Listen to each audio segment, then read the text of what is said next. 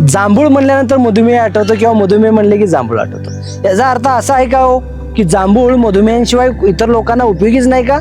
नाही। तर आज मी हा विशेष गुणधर्म सांगणार आहे की जो सर्वांच्याच उपयोगी तुम्हाला जांभूळ वाटायला लागेल। जांभळाची जी पानं आहेत त्याचा विशेष गुणधर्म मी सांगणार आहे जो आयुर्वेदामध्ये विस्तृतपणे सांगितलं गेलेला आहे। तर जांभळाची जी पानं आहेत ती कषाय आणि तिक्त गुणधर्म म्हणजे कडू आणि तुरट गुणधर्म युक्त आहेत।